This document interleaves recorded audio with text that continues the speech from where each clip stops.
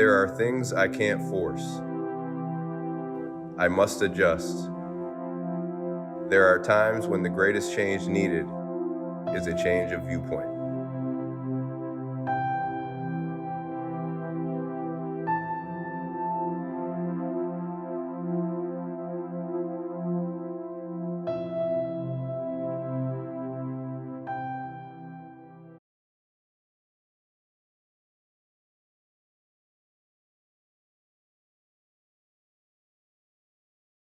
We live in a world where ideas of sustainability, measuring the environmental footprint, are things most of us have become aware of. But before I begin, I want you to think. Think about what your idea of sustainability is. Is it buying organic food, getting the latest electric vehicle like a Tesla, or having solar panels installed in the roof of your house so that you can reduce your utility bills? Knowingly or unknowingly, sustainability has become an integral part of our lives. But how often do we take a step back and think?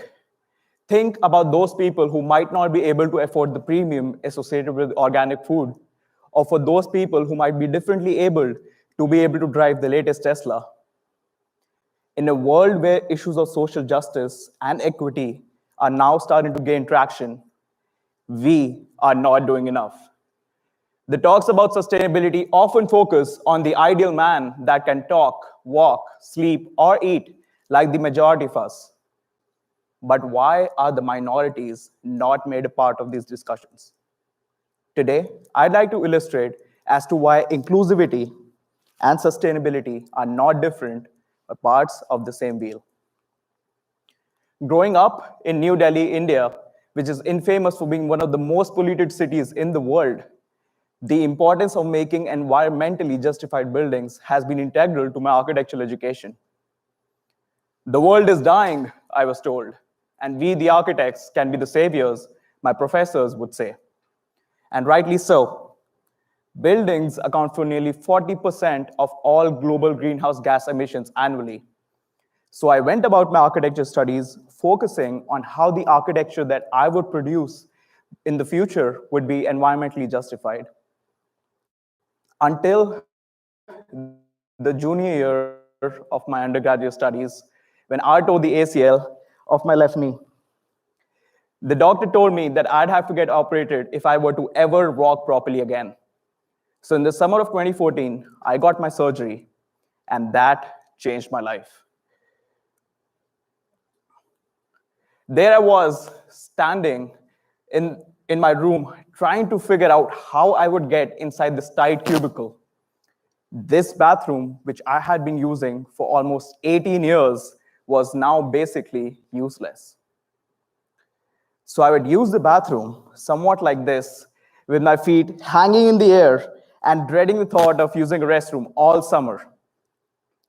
But the summer was over, and it was time for me to go back to school, only to now notice that I had these 3 flights of stairs that I would have to climb to reach the classroom.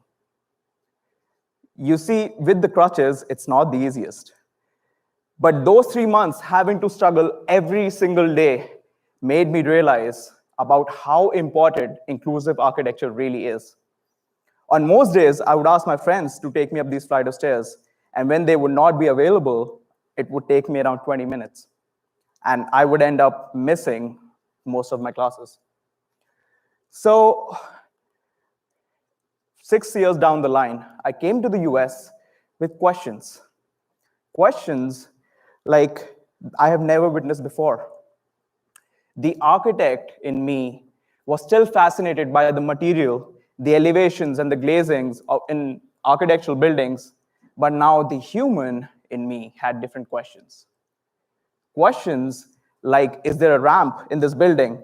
Would a wheelchair fit in this corridor? Or would somebody who might be visually impaired be able to navigate their way through these buildings? So I came here and I was asked to lead a group of people who were designing a new type of multifamily housing. This housing was supposed to be net zero and be designed for people on the autism spectrum. So just like every other architect in the world, we started looking and talking to the parents to figure out what their needs are for this project. We figured out that there weren't enough assisted living communities that we could look at. We were surprised to find out from the parents that there are no assisted living communities in and around Syracuse that met their requirement. Now, the expectation would be that the number of these individuals might be quite low. But on the contrary, CDC currently estimates 1 in 54 children identify in the spectrum of autism. That means there'll be more children diagnosed with ASD this year alone than children with AIDS, diabetes, and cancer all combined. So that entire year, with the thought that designers are constantly neglecting the minority. The people who need the most thought-provoking architecture are being also neglected the most. We would work tirelessly through the year, have meetings on weekends that lasted for more than 5 hours to design a new type of assisted living community. This was our chance to pursue the notion of sustainable architecture for all. I like to call this responsible architecture, where we make inclusively, build sustainably, and help people heal. Seen here is Dr. Andy Lopez-Williams, a forensic neuropsychologist who we consulted along our journey. If you met one person with autism, you met one person with autism, he said. So what is the autism spectrum disorder? ASD is a result of differences in the brain, and scientists and doctors are still trying to figure out the exact causes. Then we started working with the parents to figure out what are the commonalities of our residents. We found out things like anxiety, uncertainty, overstimulations are difficulties that we had to tackle. We then focused on how the power of architecture could help people heal.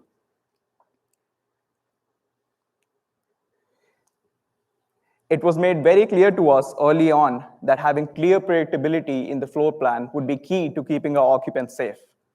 So right from the moment you enter this building, there's a clear line of sight that everybody sees when making their way through the room and the corridor. Studies have shown that double and triple height spaces help promote activity. So what if we could have these scattered throughout the floor plan so that our residents always feel energized? How many of us live in buildings where we can hear all the little details of the phone call happening in the adjacent room?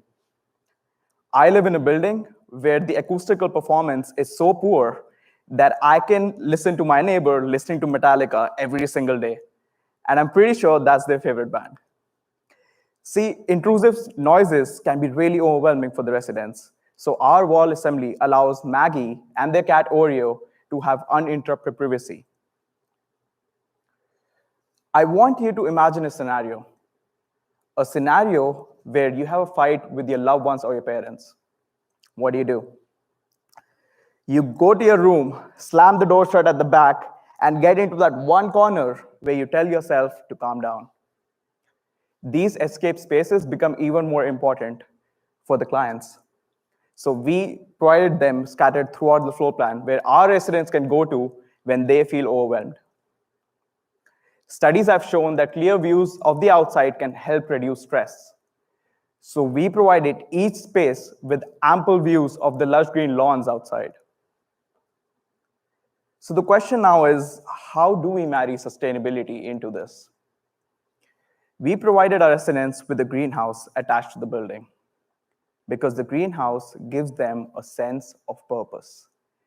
It gives them hope that they have a life which can be as meaningful as the others. All of that excess heat that is generated in the greenhouse is utilized to passively heat the interiors of the space. Historically, in the US, people on the autism spectrum were institutionalized. So it was really important for us to create a design that helps give them a feeling of home. So even the hallways and the corridors come with natural light, which are provided through clear story windows.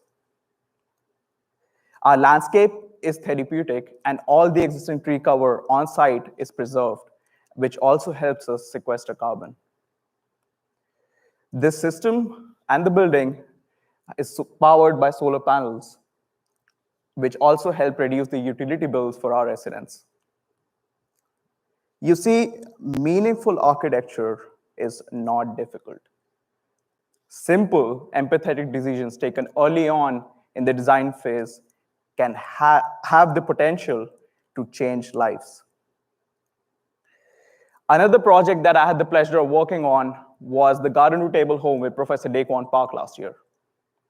The current home ownership rate in the US is 70%, which means 30% of the people never get to live in their own homes. The average cost of owning a home in the US over 30 years usually amounts to $1 million. For an average American, that means 1/3 to half of their income is dedicated to having a roof over their heads. Imagine what that does for people on the lower income category. Owning a home becomes a distant reality. Inclusivity is also about making owning a home a reality for everyone. So we came up with the Garden to Table home prototype, which is a self-sustaining house. It's a tiny home, so you can take it anywhere at the back of a truck, all within a budget of $40,000 to $50,000. This home has an encased greenhouse, which powers a variety of functions and also help occupants grow their own produce all year long. Sustainability becomes an integral part of the lives of our residents, since this greenhouse powers a variety of passive heating, cooling, and ventilation strategies. In the summer, opening up the north vents allow all of that cool air in and causes buoyancy ventilation. While in the winters, all of that excess heat that is generated in the greenhouse is radiated inside via radiation heat transfer. This system is modular and can be replicated across various typologies. Inclusivity to me not only comes from the fact that we designed these projects, it comes from the team.